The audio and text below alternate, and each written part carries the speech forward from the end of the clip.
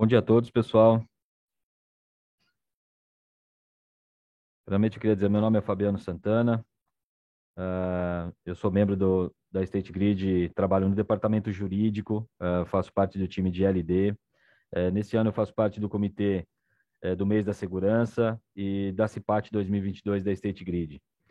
Primeiro, eu queria dizer que é uma satisfação enorme estar aqui a convite da área de segurança para praticar junto com vocês, todos os nossos colaboradores que cá estão, o tema segurança. É um tema muito caro, não só para a State Grid, mas para o nosso coletivo, para a nossa vida de um modo geral, né? E esse é o objetivo da nossa fala aqui hoje. Então, antes de a gente dar início, né, à nossa palestra, à nossa fala, ao nosso bate-papo com vocês, eu gostaria de trazer aqui algumas informações importantes, relevantes, né? Primeiro, a palestra ela possui uma tradução simultânea para a língua inglesa, e aí você pode verificar na tela, na parte de baixo da sua tela, tem um ícone em formato de globo terrestre, e lá você consegue escolher em qual língua é que você quer ouvir o palestrante falar. As perguntas, elas serão feitas ao final da palestra, então eu peço que aqueles que forem perguntar, vão colocando no chat, nós vamos tratar cada uma das perguntas e elas serão respondidas no final do evento. E também gostaria de colocar duas premissas aqui. Eventuais perguntas de cunho pessoal, nós estamos impedidos por lei de responder, e eventuais questões que envolvam questões do dia a dia da companhia, a gente pede para tratar em separado também, tá bem? Queria também fazer mais uma lembrança de que nós temos shiatsu e mensuração corporal à disposição de todos. Você pode agendar no nono andar, com a área de saúde e segurança, ou pelo ramal 4059, vou repetir o ramal 4059, e nas ROCs e nos terminais, você pode procurar a área administrativa ou a área de saúde e segurança. Pessoal, são duas coisas bastante importantes e a gente faz aqui o pedido para que vocês participem, assim como estão participando da Semana da CIPAT, que é um tema de segurança sempre em primeiro lugar e muito caro para nós. Participem também, façam o seu agendamento de teatro e a mensuração corporal. A palestra de hoje, o tema será responsabilidade civil e criminal por acidente do trabalho. É um tema bastante relevante, um tema que vem crescendo dentro das searas judiciais, não é? Um tema sempre em voga, sempre constante, recorrente no nosso dia a dia, no Brasil especialmente. E quem vai falar hoje conosco a respeito desses temas são duas profissionais competentíssimas que compõem, integram o time de litigation aqui da State Grid. A Lígia Rocha Faria, ela é advogada sênior da divisão de litigation da State, graduada em Direito pelo IBMEC no Rio de Janeiro e pós-graduada em Direito Corporativo pela mesma universidade. Também é especialista em relações laborais, com atuação no consultivo e no contencioso trabalhista aqui da State. E a Marina Amon é advogada plena da divisão de litigation aqui da State, graduada pelo IBMEC do Rio de Janeiro e também tem atuação no consultivo e contencioso civil da nossa State Grid. Pessoal, eu não vou me alongar mais, vou passar já a palavra à Lígia e à Marina para que elas possam utilizar desse tempo e bater esse papo com vocês, que eu acredito que será bastante produtivo. Fique à vontade, meninas. Obrigado. Bom, pessoal, bom dia.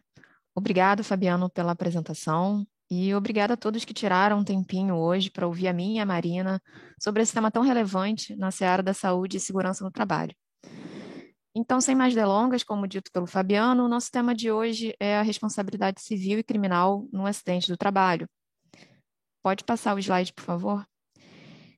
E essa aí é a nossa agenda do dia, né, em que nós falaremos inicialmente um pouco sobre o histórico da segurança do trabalho no Brasil e no mundo, trazendo dados sobre a questão da mortalidade por acidente no trabalho. Na sequência, a Marina dará seguimento para falar sobre a responsabilidade civil por acidente do trabalho. Após, nós abordaremos a questão da responsabilização criminal, como sendo aquela obrigação que todos nós temos, enquanto indivíduos membros de uma coletividade, de responder pelos nossos atos quando aquilo que nós fizemos for considerado um crime pela legislação penal. E aí, na sequência da nossa apresentação, nós temos o tópico como se comportar durante uma investigação, ou seja, se infelizmente acabar ocorrendo um acidente de trabalho, nós aqui do jurídico indicaremos qual é o comportamento esperado do funcionário caso venha a ocorrer a fiscalização por parte das autoridades. E, por fim, a Marina vai seguir com o encerramento da nossa apresentação. Pode passar, por favor, próximo slide. Obrigada. Bom, vamos agora aos dados sobre a mortalidade por acidente de trabalho, que infelizmente são alarmantes. No mundo, nós temos que um trabalhador morre por acidente de trabalho ou doença laboral a cada 15 segundos. Isso de acordo com um relatório emitido pela Organização Internacional do Trabalho, a OIT, em 2020. Se nós formos considerar as maiores e mais importantes economias do mundo, também conhecido como G20, temos que o Brasil ocupa a segunda colocação em mortalidade no trabalho, apenas atrás do México, que é o primeiro colocado da lista, isso considerando o período de 2002 a 2020. Ou seja, no Brasil, isso representa uma taxa de 6 óbitos a cada 100 mil trabalhadores, e como eu disse, nós ficamos apenas atrás do México, que tem 8 óbitos a cada 100 mil trabalhadores entre 2002 e 2020. Ainda segundo esse relatório, as menores taxas de mortalidade elas foram registradas no Japão, em torno de 1,4 a cada 100 mil trabalhadores, no Canadá, em torno de 1,9 a cada 100 mil trabalhadores, e entre os países da América do Sul, o que tem o menor índice é a Argentina, com em torno de 3,7 mortes a cada 100 mil trabalhadores. E nesses gráficos, se a gente considerar a distribuição de casos envolvendo o acidente do trabalho pelo Brasil, nós vamos ter que São Paulo concentra 35% dos acidentes notificados, seguido por Minas, com 11%, e o Rio Grande do Sul, com 9%, o que acaba justamente por destacar a forte concentração dos empregos, principalmente na região sudeste. E assim, muito embora o Brasil ele se destaque no cenário internacional, com as suas numerosas normas e regras que regem a segurança do trabalho, infelizmente, ainda há uma falta no cumprimento da legislação, falta uma fiscalização efetiva, além também de faltar motivação e um investimento em uma cultura real de prevenção dos acidentes. O que se vê é que o Brasil ele tem uma dificuldade muito grande em assimilar a questão da prevenção. E, infelizmente, o Brasil ele nunca deixou de ocupar o posto de grande responsável por acidentes de trabalho. E como vimos nos slides anteriores, os números eles falam por si. E por isso que o nosso grande reforço é de que tudo começa com a prevenção. Então, toda vez que pequenas falhas em sequência começarem a acontecer, é preciso que a gente ligue o nosso sinal vermelho, porque pode ser que algo maior, ou seja, que um acidente do trabalho esteja prestes a acontecer. Evitar os imprevistos nos locais de trabalho é uma das tarefas mais importantes da empresa. E quando eu falo empresa, eu estou me referindo a todos nós, como partes integrantes de uma organização. Pode passar o próximo slide, por favor? E agora nós chegamos nesse slide que a gente busca trazer quais são as principais causas do acidente do trabalho. Porque, assim, para que nós possamos promover a segurança de todos, é fundamental que nós conheçamos quais são as principais causas dos acidentes de trabalho, que a gente trouxe esse detalhamento nesses próximos slides. Então, em caso de quedas, lesões e doenças oriundas de um acidente do trabalho, nós sabemos que as consequências elas podem ser graves, muito graves, né? Tanto para o empregador como para o empregado. Nós veremos que, em caso de um acidente, a empresa ela vai poder arcar com multas, com indenizações, fiscalizações de órgãos administrativos e judiciais, e os funcionários, por sua vez, podem vir a sofrer com uma invalidez temporária ou permanente, sem falar nos casos ainda mais graves que podem até levar à morte do trabalhador. Então, com o intuito da gente conseguir conscientizar e informar sobre os perigos existentes, nós separamos aí as 7 principais causas de acidentes profissionais, isso de acordo com um estudo que foi realizado pelo Ministério Público do Trabalho. Então, de acordo com esse estudo, nós temos que a primeira grande causa dos acidentes de trabalho são as quedas em alturas. As quedas, elas são acidentes comuns em diferentes setores produtivos e as suas consequências vão variar em proporção e em gravidade. Nós sabemos que as quedas podem ter muitas causas, né, que vai desde inadequações do ambiente de trabalho, como, por exemplo, uma falta de corrimão em escadas, um piso escorregadio, pouca iluminação ou mesmo uma falta de sinalização, chegando até a imprudências que possam ser cometidas pelo próprio colaborador, como, por exemplo, não se alimentar corretamente, corre onde ele não deve correr, usa calçados inapropriados à sua função, entre outras. E a partir dessa causa, né, a partir da queda, é possível que nós listemos algumas medidas de prevenção, que é justamente a nossa palavra de ordem do dia. E quais seriam essas medidas preventivas? São, na verdade, medidas muito simples, muito básicas, que seria, por exemplo, para evitar uma queda. Você equipa a passagem e escadas com corrimão, manter sempre o local de trabalho limpo e organizado, providenciar uma iluminação adequada nas áreas de serviço, sinalizar locais que estejam em limpeza ou em manutenção e exigir também o uso de calçados e equipamentos de proteção individual adequados à função do trabalhador sempre que for necessário. Como a segunda principal causa, nós temos as ferramentas inadequadas, que outra ocorrência muito frequente é justamente o golpe por ferramentas, que pode acabar ocasionando cortes, contusões e fraturas nos colaboradores. Muitas vezes, esses acidentes, eles acabam sendo causados pelo mau estado de conservação da ferramenta ou mesmo pela falta de experiência do trabalhador no seu manuseio. E, novamente, os riscos eles podem ser minimizados por ações simples, como uma capacitação adequada dos trabalhadores no manuseio das ferramentas e uma sinalização correta dos riscos, além também da manutenção periódica das ferramentas e das máquinas. Como terceira causa de acidentes de trabalho, nós temos os movimentos repetitivos. Nós vimos muitos funcionários sendo afastados de suas atividades por problemas causados pelas doenças ocupacionais. As mais comuns que nós identificamos é justamente a LER, que são as lesões por esforço repetitivo, e a DORT, que são os distúrbios osteomusculares relacionados ao trabalho, além também de possíveis problemas respiratórios, a depender do ambiente que o trabalhador esteja inserido.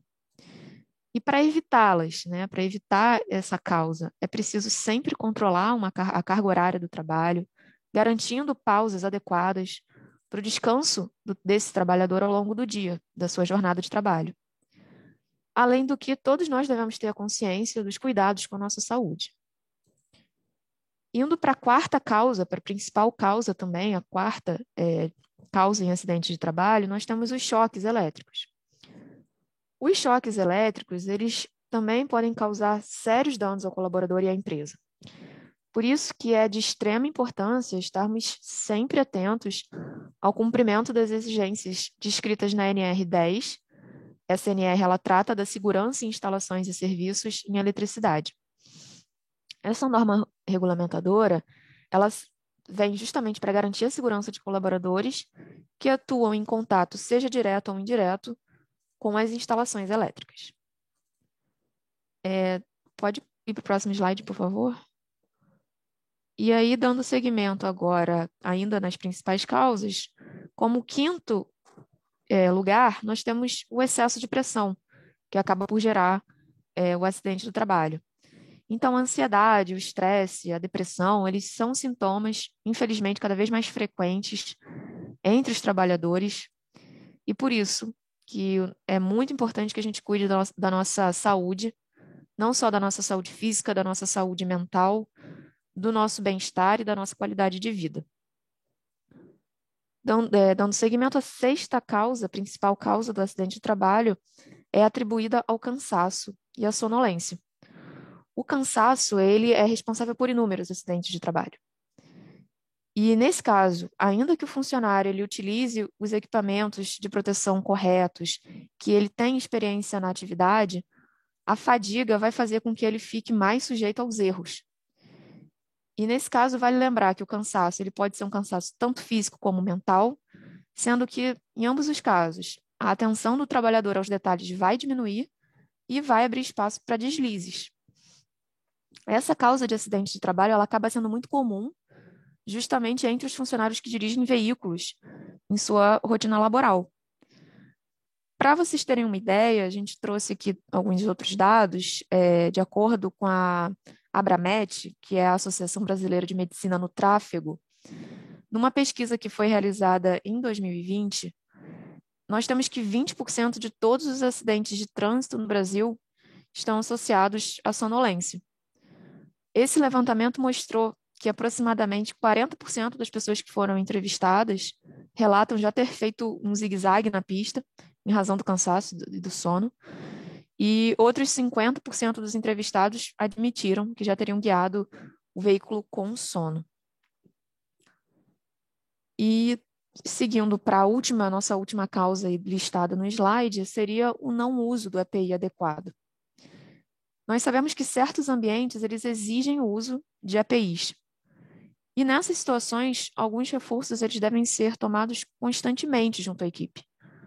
O primeiro, ele refere-se à seriedade da utilização permanente e correta do EPI, é preciso ter essa consciência, porque além de ser um item primordial para garantir a segurança e a integridade física do trabalhador, esse equipamento de segurança, nós também lembramos que é uma obrigação, o uso dele é uma obrigação do trabalhador, e que se for descumprida, pode causar penalidades, inclusive mesmo ao próprio funcionário. Nós temos que aquele empregado que se recusa a usar o EPI, ele vai poder ser despedido por justa causa, por estar cometendo uma falta grave. E um outro reforço que a gente faz quanto à questão do EPI são as condições desses equipamentos, né, que eles devem ser utilizados justamente dentro da validade e ter condições de garantir a proteção ao que se propõe. Pode avançar, por favor. Bom, então vale esclarecer, né, de acordo com a nossa legislação brasileira, que os acidentes do trabalho, eles são aqueles que ocorrem durante a realização da atividade profissional e que resultam em uma lesão corporal, uma perda ou redução da capacidade de desenvolver o trabalho, e em casos mais graves, até mesmo em morte. É importante acrescentar também que as doenças laborais, que são decorrentes do desempenho da atividade profissional, também se encaixam dentro do conceito de acidente de trabalho. Então, como nós vimos, o acidente ele não acontece simplesmente por acontecer, existe sempre uma causa vinculada. E aqui, quando nós falamos em acidente de trabalho, a gente logo pensa nos profissionais que sobem prédios, que cuidam das instalações elétricas ou lidam com as máquinas potentes. Mas a gente precisa ter em mente que nem mesmo os trabalhadores dos escritórios administrativos estão livres de sofrer um acidente de trabalho.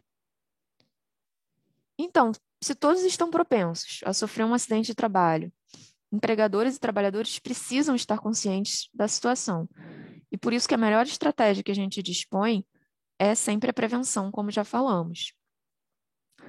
Mas ainda assim, se mesmo a gente tomar todas as medidas de cautela, agir com diligência, se ainda assim acontecer um acidente de trabalho, nós estaremos diante de responsabilidades irresponsáveis pelo acidente.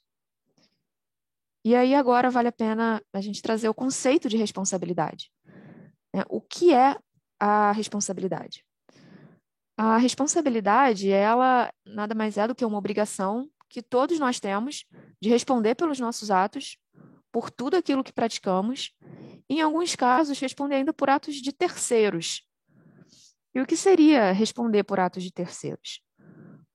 É o caso, por exemplo, do pai, que vai responder pelo ato do filho, ou mesmo da empresa, que responde pelos atos dos seus empregados, especialmente quando esses atos causem prejuízos a terceiros, como no caso da responsabilidade civil.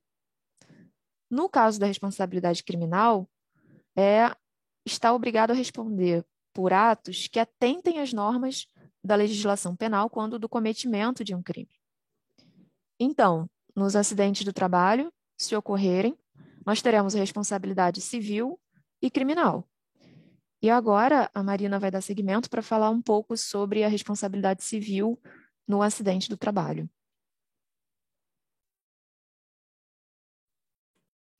Obrigada, Lígia.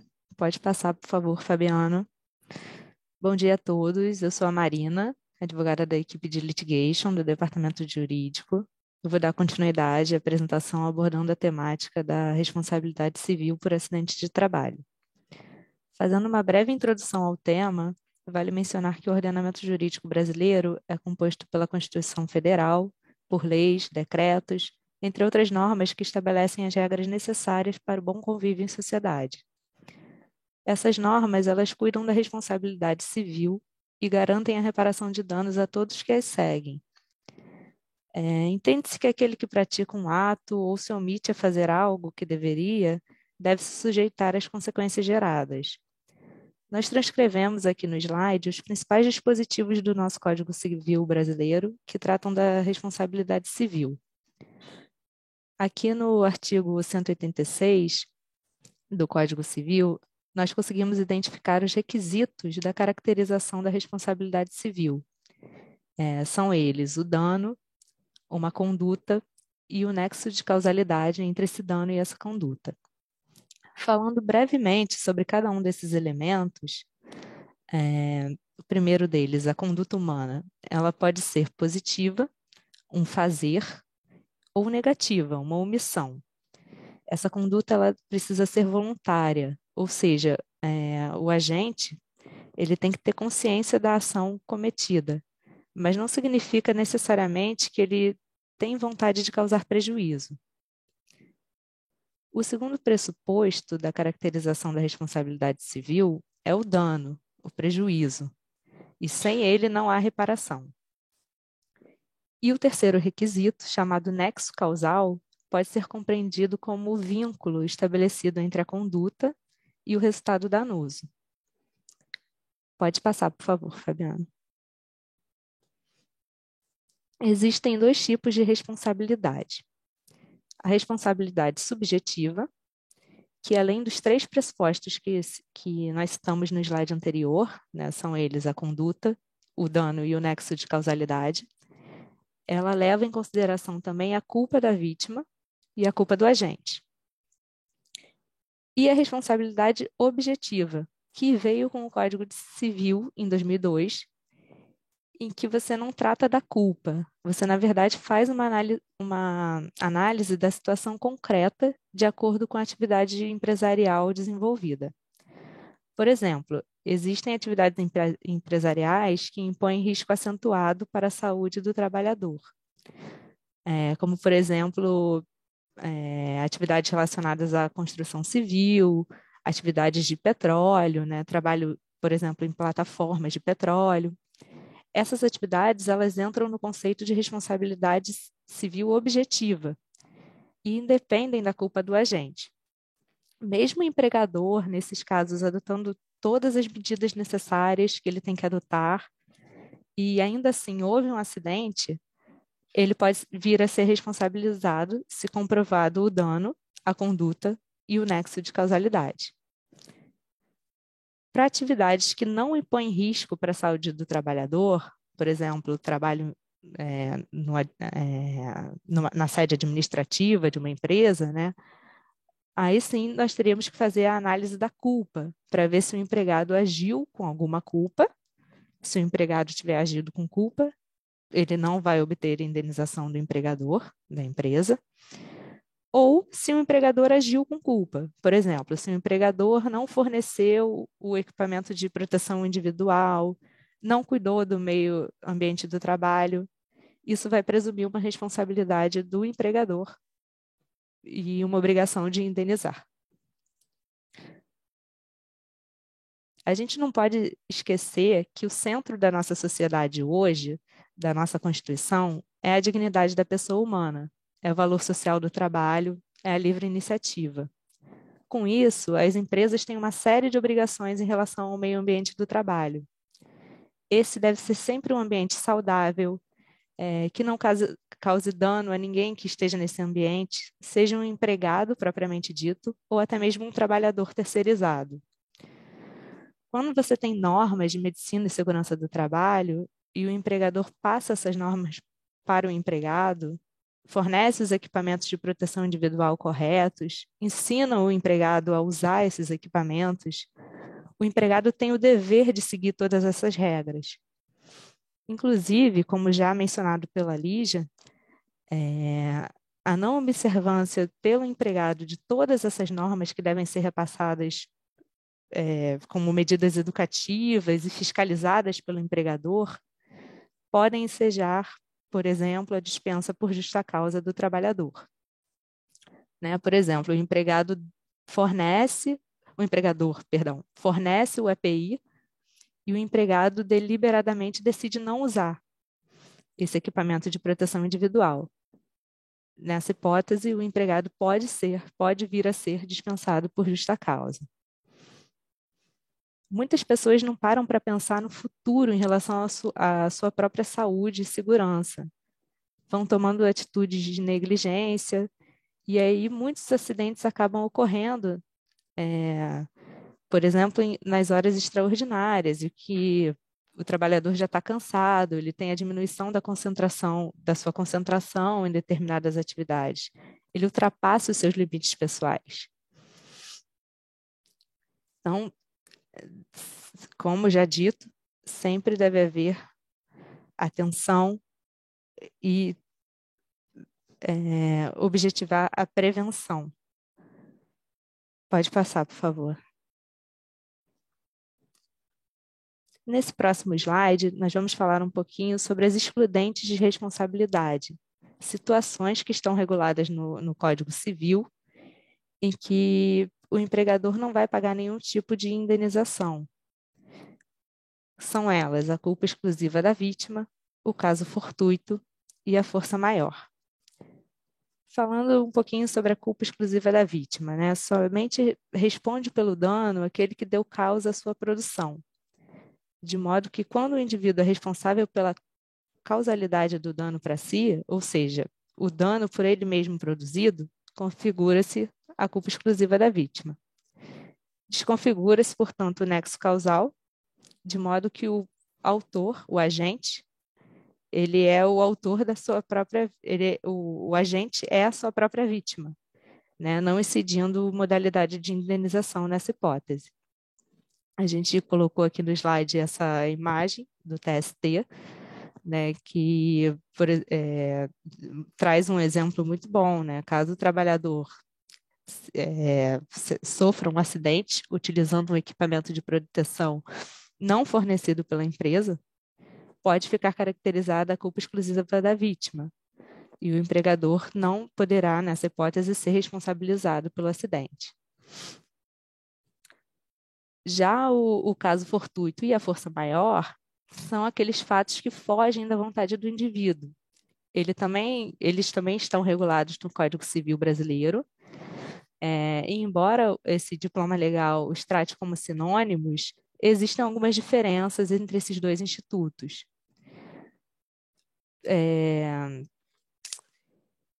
Normalmente, de maneira breve e simples, falando um pouquinho sobre o caso fortuito e a força maior. O caso fortuito é o evento que não se pode prever, que não podemos evitar.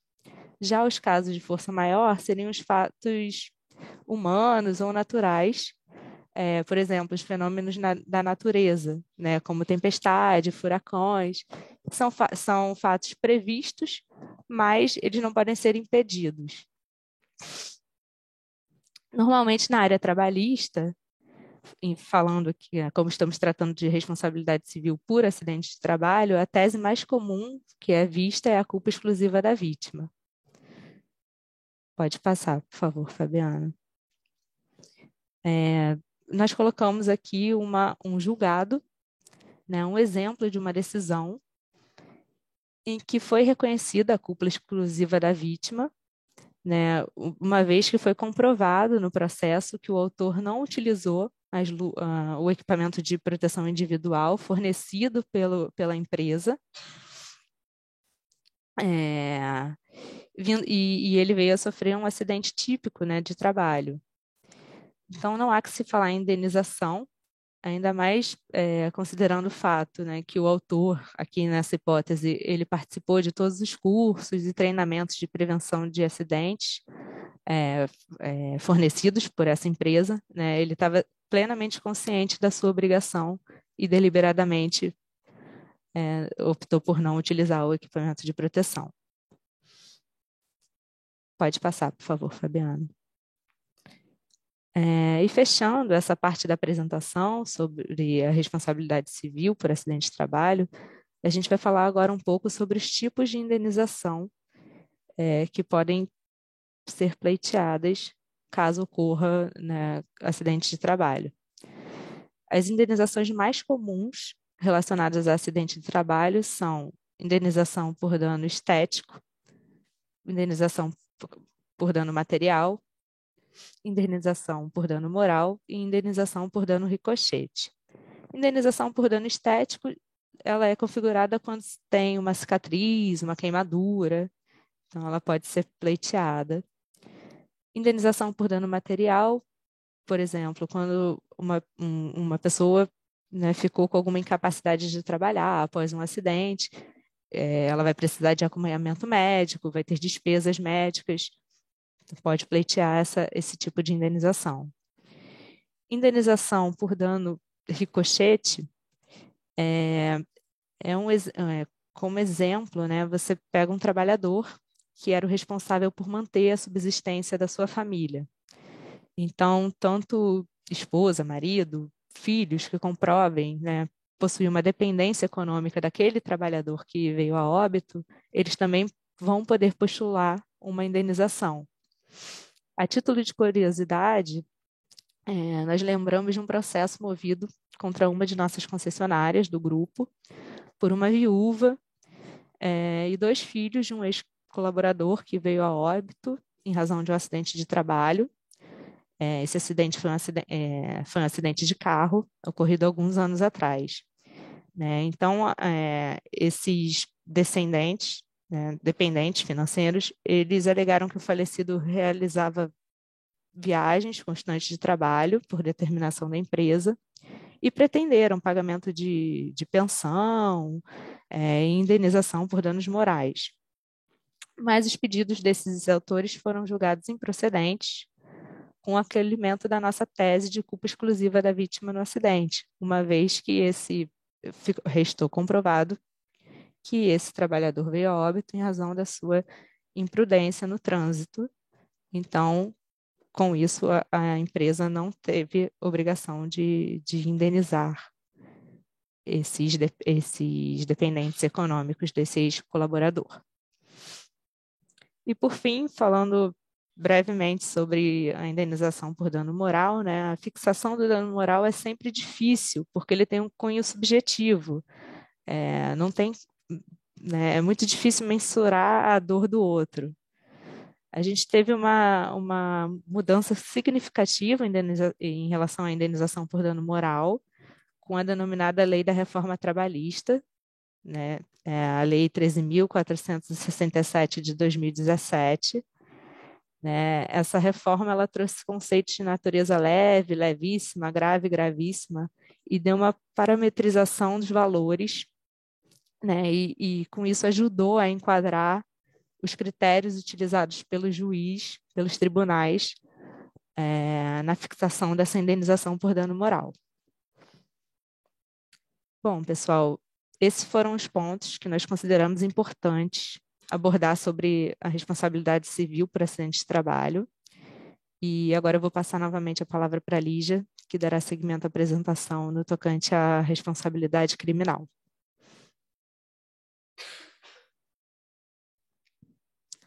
Obrigada, Marina. Fabiano, por favor. Já estamos no slide. Bom, agora nós chegamos na responsabilidade criminal. E a primeira pergunta que a gente faz é o que é a responsabilidade criminal? A responsabilização criminal, ela é a obrigação que temos de responder pelos nossos atos quando aquilo que nós fizemos é considerado crime pela legislação penal. Como a Marina bem pontuou, no caso dos acidentes do trabalho, a responsabilidade civil de indenizar é da empresa. E se a empresa ela for culpada por ação ou por omissão naquele acidente, não se aplicando nenhuma excludente de responsabilidade, como nós vimos, a empresa ela deverá indenizar o empregado e o preposto da empresa, por sua vez, ele vai poder ter a sua responsabilidade configurada na esfera criminal. Então, a ação de responsabilidade penal, ela é uma ação pública que visa responsabilizar, seja pela morte ou um dano à saúde do trabalhador, os prepostos da empresa, que têm como função cargos de chefia e como consequência serem divulgadores e cumpridores das normas de segurança. E quais seriam essas pessoas que estariam enquadradas nessa condição? Bom, nós temos os engenheiros de segurança, os médicos do trabalho, os técnicos de segurança e os cipeiros, os gerentes, os supervisores, os chefes, os mestres e os encarregados.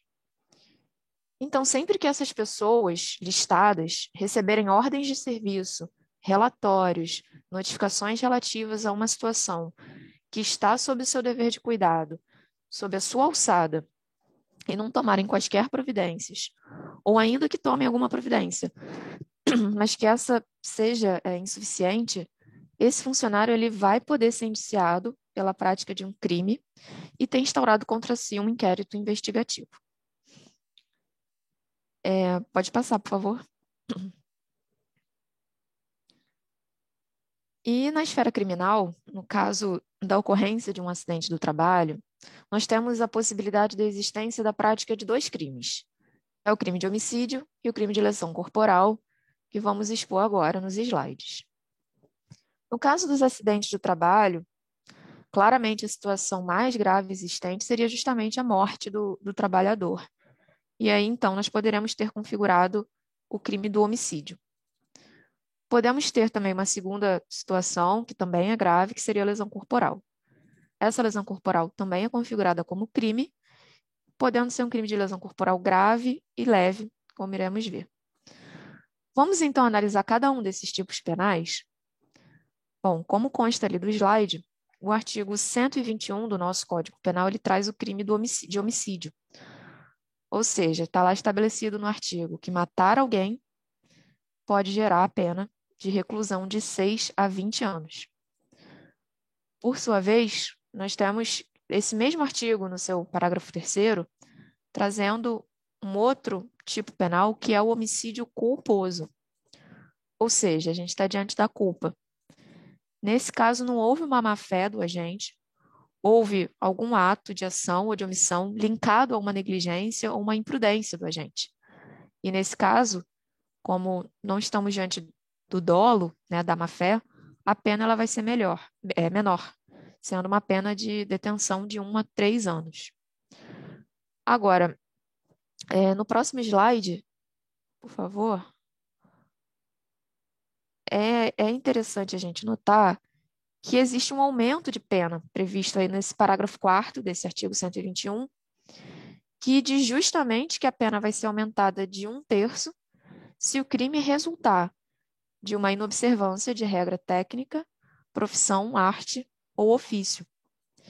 E é justamente esse o caso que mais acontece nos acidentes de trabalho, quando a empresa ela acaba sendo considerada culpada por algum ato de ação ou de omissão do seu preposto, que, como vimos, pode ser uma daquelas pessoas listadas lá, um médico do trabalho, um cipeiro, um encarregado, alguém que esteja diante dessa obrigação de norma técnica, de seguir norma técnica.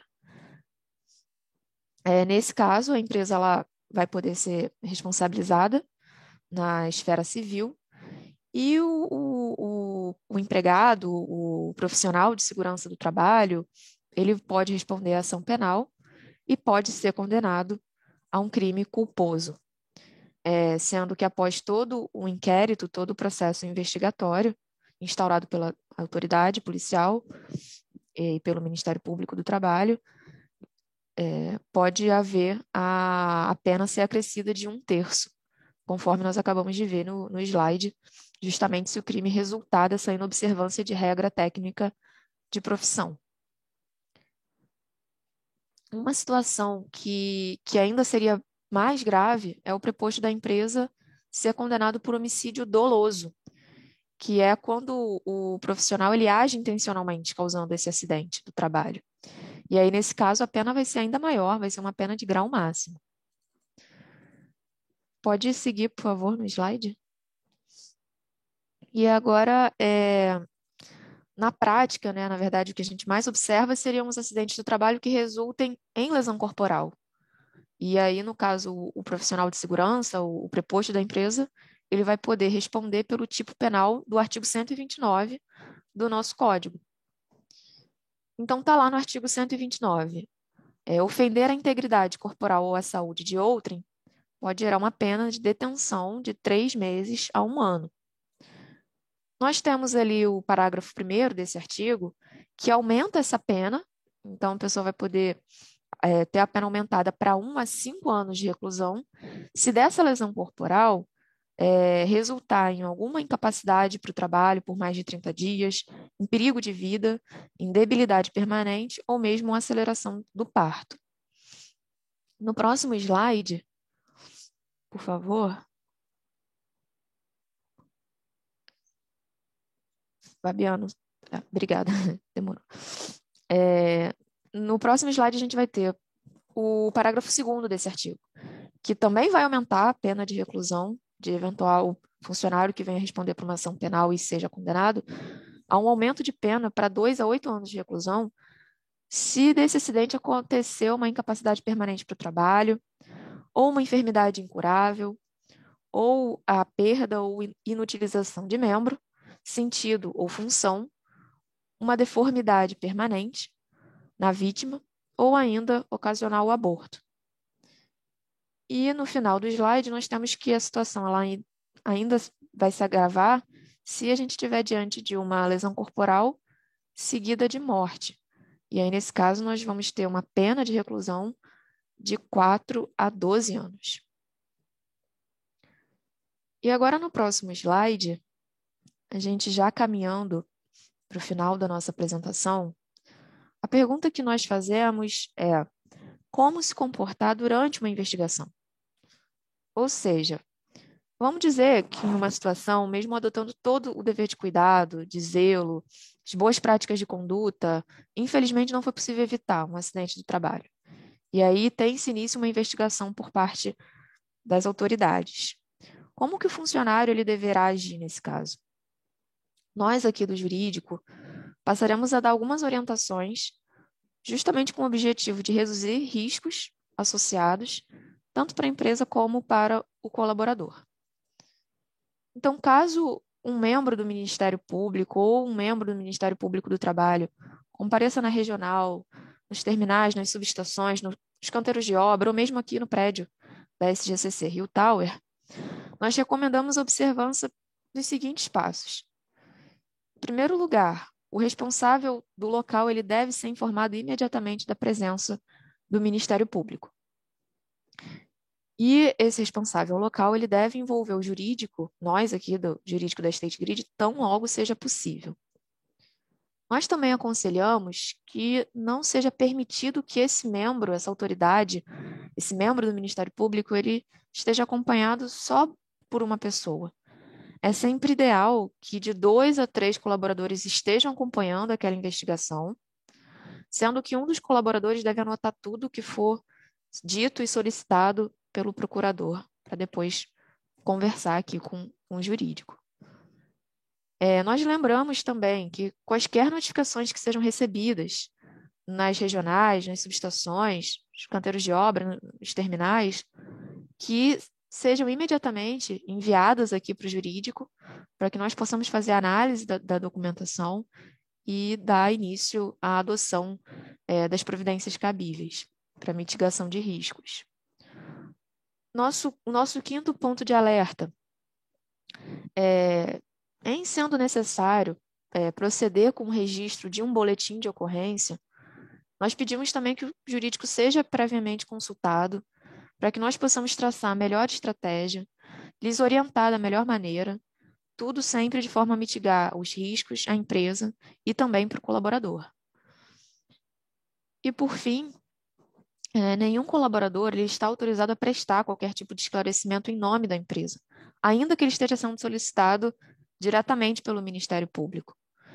Então, caso uma autoridade fiscalizadora solicite qualquer tipo de informação ou documento, antes do colaborador tomar alguma ação ou responder a essa autoridade, a gente pede que esse colaborador entre imediatamente em contato conosco, solicitando o apoio de algum dos advogados aqui do grupo da State, ainda que seja por telefone. Nós, aqui do jurídico, nós sempre estaremos à disposição para traçar a melhor estratégia e mitigar os eventuais riscos associados ao problema. E agora eu passo a palavra à Marina para fazer o nosso encerramento da apresentação. Obrigada, Lígia. Bom, pessoal, estamos chegando ao final da nossa apresentação e nós gostaríamos de reforçar que todos fiquem atentos aos seus atos, considerando tudo que foi exposto, para evitar que acidentes ocorram. Todos nós devemos colocar na cabeça que a coisa mais importante da nossa vida é a nossa saúde. Nós devemos primar sempre por boas condições de trabalho e pela nossa segurança. Hoje a gente passa tanto tempo no trabalho, né? Então o ambiente de trabalho tem que ser saudável. A gente tem doenças hoje psicoemocionais que também devem ser tratadas, como, por exemplo, o burnout, que foi abordado na palestra de ontem. Então, assim, concluindo, a nossa principal recomendação é você tentar levar a vida de forma correta, observando as regras de segurança e medicina no trabalho e os seus limites pessoais, né? Sabendo que todos nós somos passíveis de adoecer, de até mesmo falecer, né? De morrer. E saber que o ser humano ele nunca pode ser tratado como um ser descartável. A gente tem que sempre primar pela saúde e segurança de todos nós, e principalmente pela do trabalhador. Então, eu gostaria de agradecer a atenção de todos. Muito obrigada. E agora nós nos colocamos à disposição para o esclarecimento de eventuais dúvidas. Vamos às perguntas, Fabiano. Vamos lá. Pessoal, antes da gente ir para as perguntas que estão sendo coordenadas aí pelo Martini, eu queria fazer um esclarecimento. O acidente que foi citado aqui de trânsito não tem relação com o acidente da Rock Centro. Vou repetir aqui, não há relação com o acidente da Rock Centro do ano passado. Então, não se preocupem com isso. Não é esse o tipo de exemplo que a gente trouxe aqui, tá bom?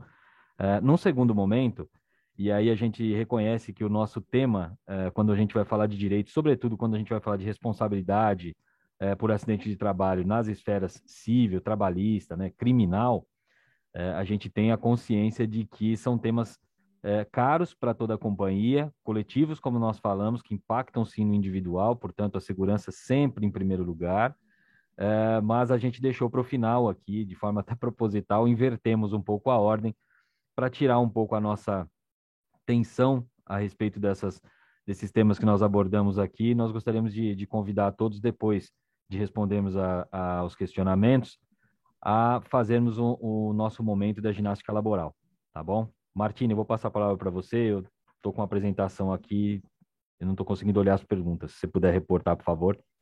Ok, sem problema. Bom dia, pessoal. Tem uma pergunta aqui.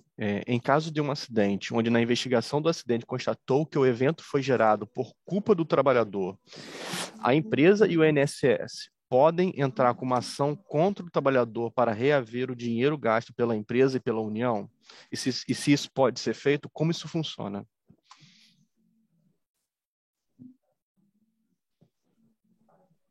Vocês me ouviram? Oi, Martini, tá. sim, nós ouvimos. É que eu repito? Não, está entendido. Obrigada. Obrigada pela pergunta. Sim, pode sim acontecer da empresa ela ter essa possibilidade de entrar com uma ação de regresso em face desse colaborador. Se ficar de fato constatado que houve a culpa exclusiva da vítima, nós teremos essa possibilidade. Um procedimento também vai ser uma ação ajuizada pela empresa, que também vai passar por todo um processo de conhecimento para entender, de fato, claro que vai ser algo já mais curto, né, porque a gente já vai ter decretado, talvez numa esfera, numa responsabilidade civil, enfim, até mesmo em alguma investigação que seja feita por alguma autoridade policial de que a pessoa concorreu para aquele acidente, e aí, de posse desse laudo, de algum boletim de ocorrência, a empresa tem essa possibilidade de ingressar com essa ação pedindo esse regresso e danos, né, que ela eventualmente tenha pago. Não, entendi. Oi, pode falar, Fabiano, desculpa. Pessoal, só queria trazer um dado adicional, até por vivência, esses casos têm sido crescentes, tá, na justiça brasileira.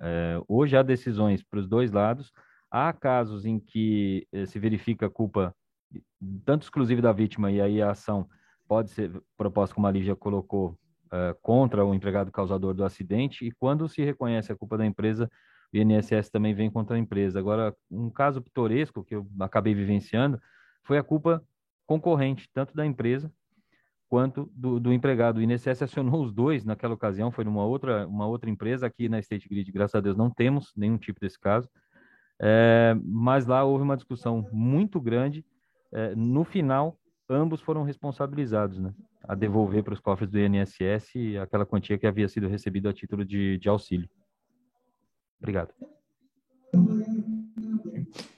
Outra pergunta aqui. Com a recente mudança da legislação trabalhista, o acidente que ocorreu durante o deslocamento da casa para o trabalho ainda continua como acidente de trabalho?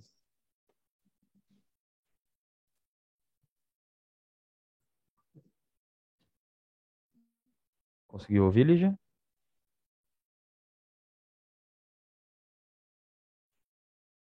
Eu acho que a Lígia travou. Pessoal, vamos lá. A legislação trabalhista, quando ela fala em acidente de percurso, nós estamos falando, nesse caso que a gente está tratando aqui, que envolve essa pergunta, ela está tratando de acidente de percurso, não é? Aquele acidente que ocorre no trajeto da casa para o trabalho e do trabalho para casa. A legislação trabalhista atual, ela não trouxe um regulamento específico dizendo que acidente de percurso específico não se considera mais, para hipótese alguma, acidente de trabalho. O que nós temos visto na prática? Ela faz essa ressalva nas alterações que ela trouxe, e o que a gente tem visto na prática do dia a dia? Há uma investigação feita em conjunto, e aí isso, de novo, não é aqui na State, já vivenciei esse caso antes, feita pelo Ministério Público do Trabalho e feita pelo Ministério do Trabalho, hoje Ministério da Economia, né? Tá ligado ao Ministério da Economia. Tanto o Auditor do Trabalho quanto o MPT vão analisar esses requisitos que nós colocamos aqui. Aquele era um trajeto único, houve distanciamento dele, era comunicado para a empresa que o empregado faria aquele trajeto ida e volta todos os dias? Sim, não. Esse acidente de trajeto, esse trajeto era feito pelo trabalho, para o trabalho, então todo o contexto da investigação é que vai determinar se aquilo pode ser caracterizado como um acidente de trabalho ou não. Lembrando que nós temos um dispositivo, um artiguinho de lei na própria CLT, que dispõe no seguinte sentido: para fins trabalhistas, importa a prova em si, importa a verdade real das coisas, o que é que de fato aconteceu, e não simplesmente a letra seca de algum texto legal. Tá bom? Então, não sei se eu me fiz claro, mas vai depender da investigação para caracterizar ou não aquele trajeto como acidente.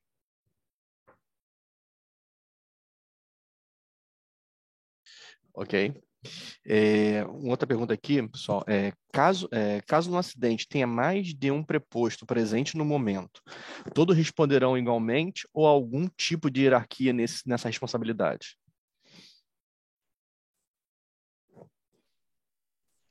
Bom, nesse caso, de fato, a gente vai ter que verificar no caso concreto qual era a pessoa que estava ali encarregada, que tinha algum dever de cuidado, que tinha como obrigação uma observância de uma norma técnica, né? E ver justamente em que medida aquelas pessoas que acabaram por se envolver no acidente contribuíram. Não necessariamente uma hierarquia, mas assim, qual foi o grau de contribuição daquela pessoa que estava ali naquele momento para aquele acidente, né? E, claro, na esfera penal a gente tem coautores, né? Então, pode sim mais de uma pessoa ser indiciada por esse crime, ter uma investigação instaurada contra si, e ali vai ser observado qual foi o grau da culpabilidade. Pode ser que ao final desse processo tenha até inclusive estabelecimento de uma dosimetria da pena, que a gente chama, então não ser a mesma pena para todas as pessoas que foram ali indiciadas. Isso tudo, de fato, vai depender do decurso dessa investigação que for instaurada pela autoridade.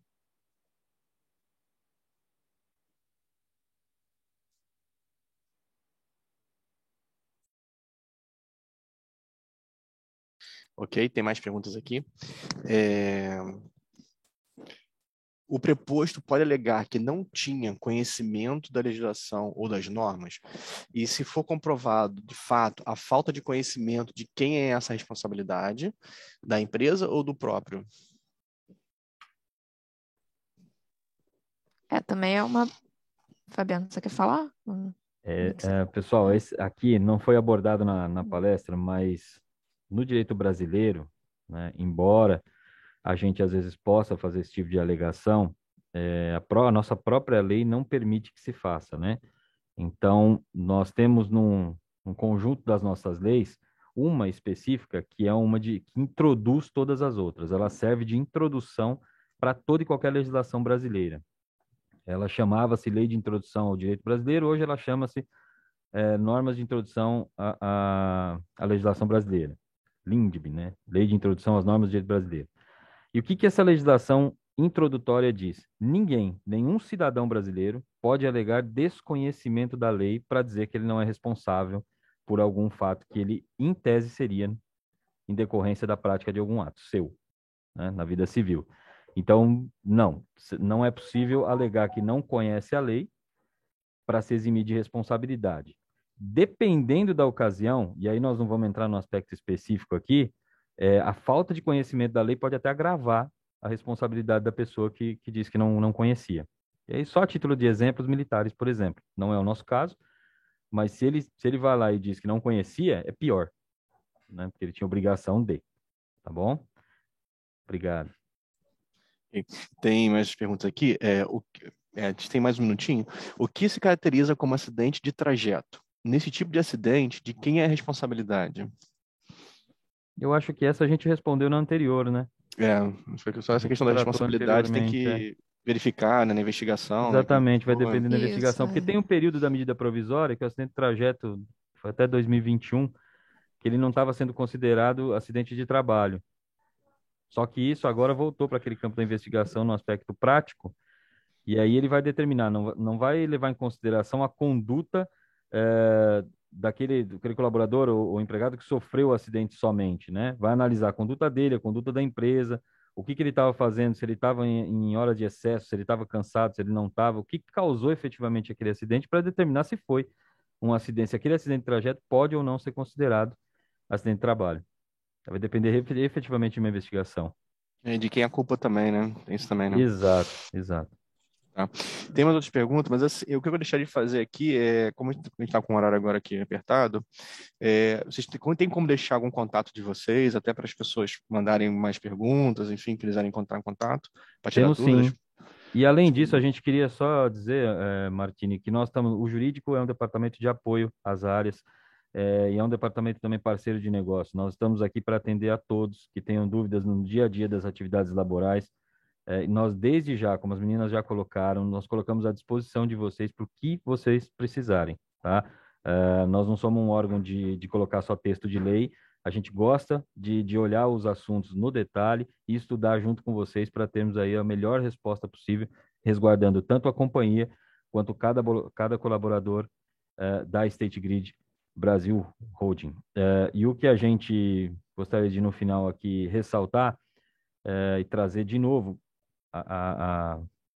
para todos aqui uma lembrança é de que esses temas que foram tratados aqui nada mais são do que a nossa vida do dia a dia, né? Se a gente pensar coletivo, a gente consegue entender que todo acidente do trabalho ele consegue ser evitado. Ele, como foi posto, ele decorre de inúmeras causas pequenas que levam a uma causa muito grande. Então, se a gente tiver atenção no nosso dia a dia para esses pequenos detalhes, a gente consegue fazer uma boa prevenção e evitar acidentes do trabalho. Obrigado, pessoal. Obrigado, Fabiano. Como eu te falei, as outras perguntas... deixa eu ver se tem mais uma aqui. Sobre acidente de trajeto. Quando uma pessoa não solicita o Vale Transporte, não há declaração de trajeto, como seria essa investigação? Bom, se aconteceu o acidente de trajeto, eu vou trabalhar com a questão genérica colocada na pergunta. Estou imaginando um ônibus, porque falou-se de vale transporte. Se o acidente aconteceu com o veículo ônibus, aí vai envolver duas frentes, né? Não vai envolver simplesmente tão somente um acidente de trabalho. Essa hipótese vai ser questionada pelo Ministério do Trabalho e pelo Ministério Público do Trabalho, obrigatoriamente. Eles têm uma resolução que manda eles questionarem. Mas ele vai avaliar o trajeto feito pelo ônibus. Aquele necessariamente não é um trajeto feito pelo empregado, é um trajeto feito pelo transporte coletivo. Se aconteceu dentro dele, a primeira responsabilidade na qual esses órgãos vão atrás é daquele motorista em relação à empresa para a qual ele está dirigindo. Os colaboradores eventuais da State Grid que estiverem dentro do ônibus, neste caso específico, muito dificilmente terão um acidente de trabalho de trajeto analisado. Tá? Porque aí a responsabilidade não é trabalhista, ela é civil. Ela é trabalhista em relação ao motorista e à empresa de ônibus e civil em relação ao empregado da State Grid. Obviamente que a gente dará o apoio, né? Isso é até um valor da companhia, mas dificilmente um acidente dessa natureza resvala para análise de acidente de trabalho por trajeto. Ok. Eu vou suspender as perguntas agora aqui, e aí, como te falei, né, se puder deixar o contato de vocês, enfim, apresentarem talvez um e-mail, alguma coisa, né, mandado para vocês tirar alguma dúvida.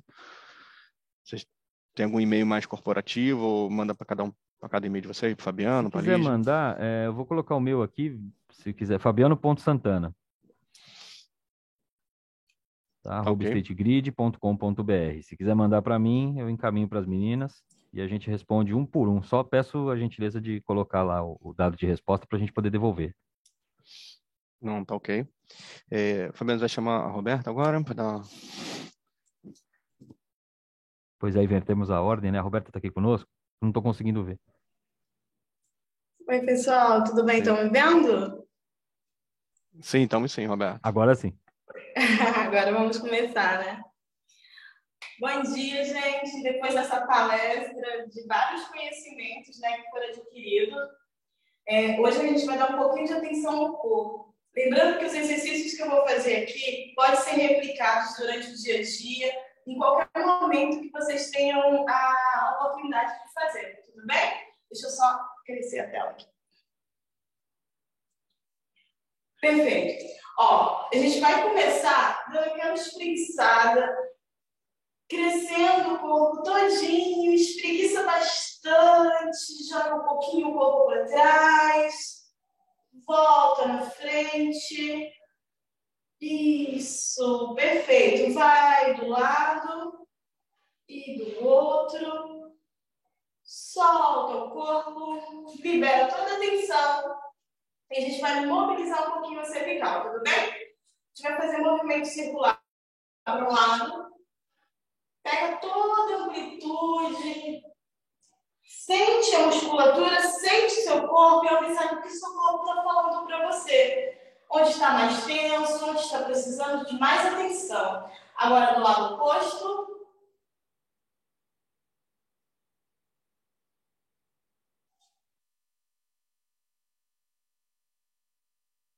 Isso, perfeito. Agora a gente vai inclinar a cabeça para um lado e empurrar o chão do outro.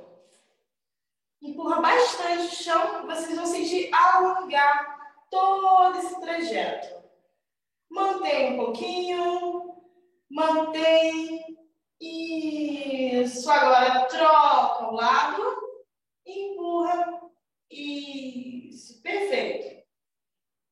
Inspira fundo, expira. Perfeito. Cruza os dedos. A gente vai dar levar os dedos lá na cervical e vai abaixar a cabeça. Mas antes de abaixar, a gente vai dar aquela inspirada profunda e desce, expirando. Sentindo sempre o alongamento. Isso. Perfeito. Volta, crescendo e inspirando.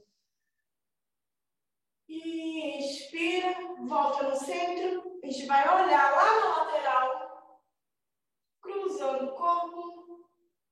Isso. Mantém. Sente todo o seu tronco e expira, indo para o lado oposto.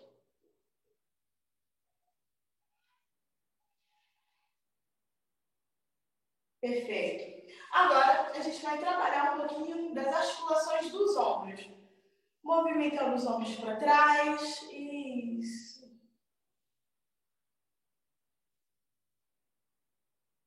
Sente todas as escápulas, a parte do peitoral, como é que tá? Tá tenso, tá relaxado? Para frente.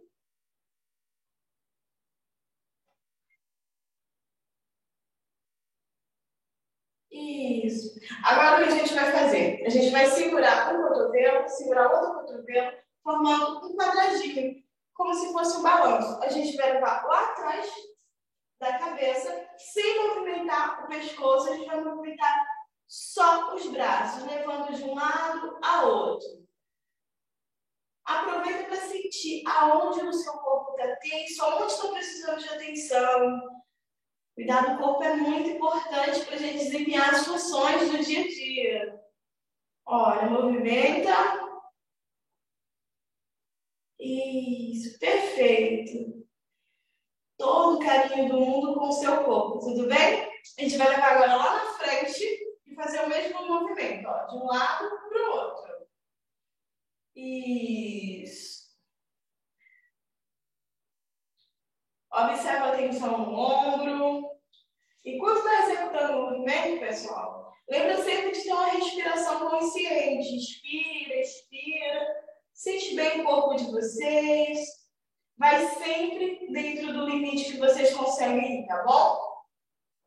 Além de ter que contrair o abdômen para proteger a coluna. Feito isso, a gente vai levar só de um lado e olha para o lado oposto. Mantém e permite o alongamento. O lugar que está alongando, que você está sentindo, relaxa e permite que alongue mais. Isso, mantém mais um pouquinho e troca o lado. Olha para o lado oposto, mantendo. Isso, perfeito. Isso, mantém mais um pouquinho. Boa. Voltou.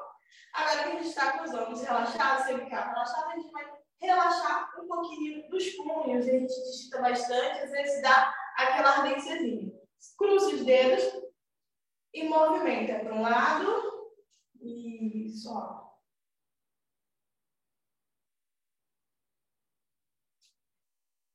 Vocês vão escutar às vezes um barulhinho, tudo normal, tá? Agora do outro.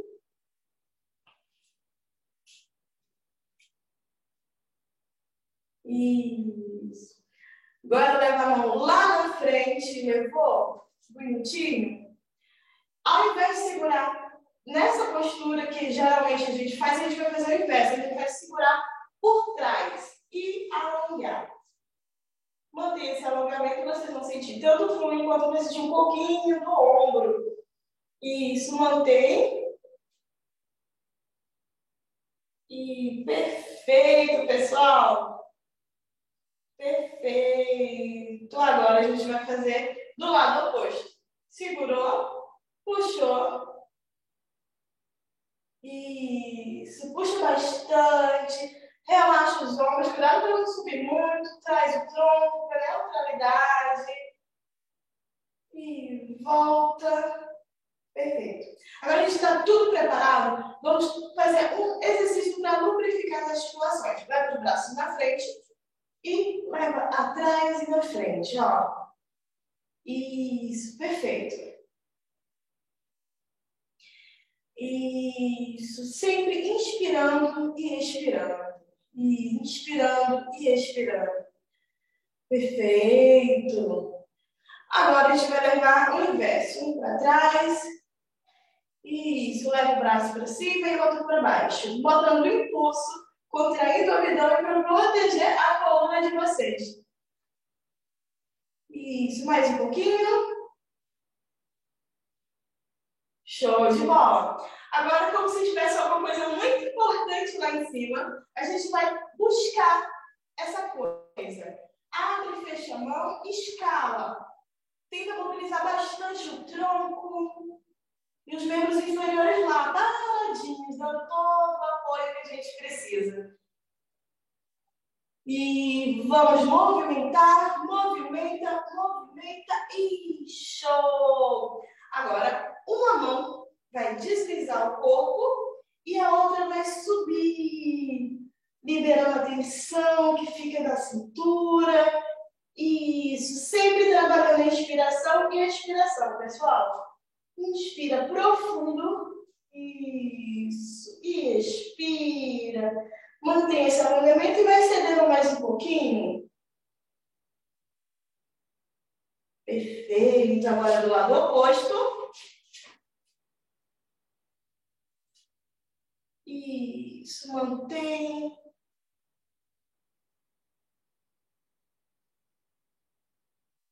E voltou. Agora vamos liberar um pouquinho da tensão dos membros inferiores. Vamos começar fazendo um movimento circular. Isso é perfeito. Ficou sentado o dia todo? Dá aquela levantada, dê uma espreguiçada e faz esse movimento circular de lado. Isso. Sempre sentindo onde está tenso, onde está sentindo dor, onde tem uma contração muscular. Agora do outro lado. Isso. Mobilizando bastante. Isso. Agora o que a gente vai fazer? A gente vai trazer uma perninha aqui em cima. E não vamos esquecer do nosso tornozelo. Vamos fazer um movimento circular para fora. Isso. Para dentro. Caso precise, pode apoiar alguma coisa que esteja próxima a você, tá bom? Agora a gente vai fazer com a outra perna. Isso, movimento circular para fora, lá com o pezinho. Para dentro.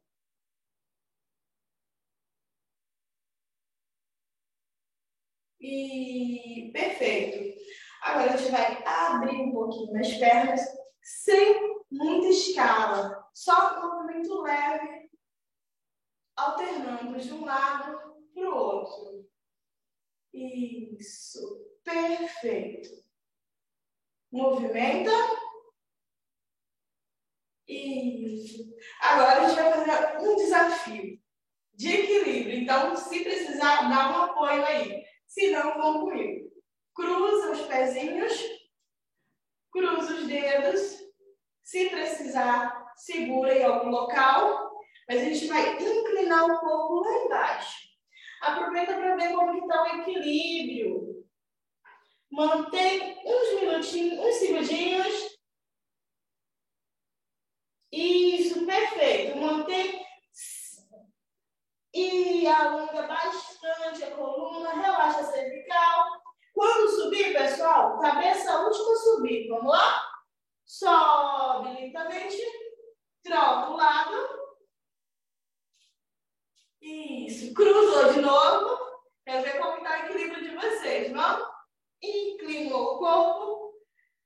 Relaxa a cervical, relaxa a coluna. Mantém. Mantém mais um pouquinho. Impulsiona os braços lá para baixo. E volta, crescendo o corpo. Cabeça, a última subir. Agora, segurando o pezinho lá atrás. Se precisar, pode apoiar, tá? Isso, não precisa ir ao extremo. Só segura o pezinho para a gente alongar a parte anterior dos membros inferiores. Segura um pouquinho.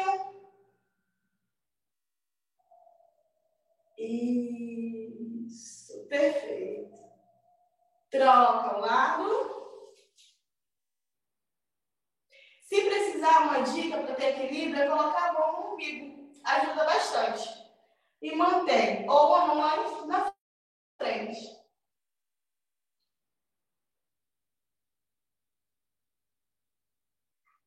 Voltou.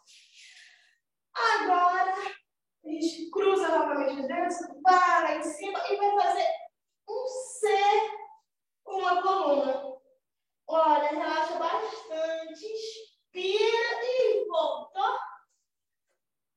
Cresce, alongando, abre os braços, movimenta, coloca a mão lá na lombar, inclina o corpo, sempre contraindo o abdômen, sentindo o movimento, respirando profundamente e relaxa.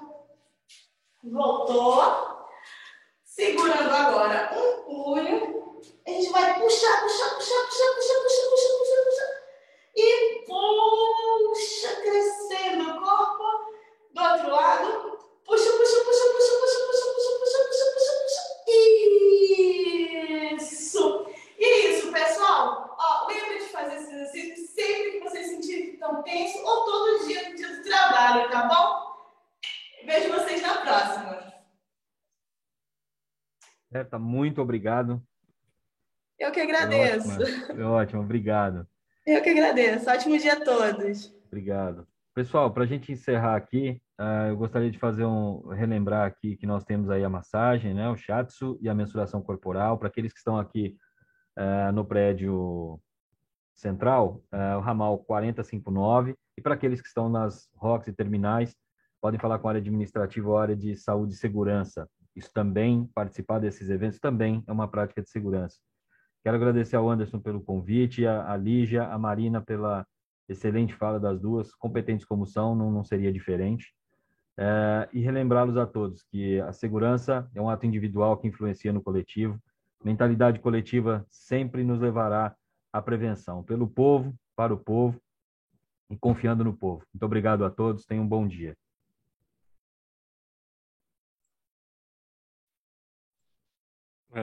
Dani, pode encerrar, por favor.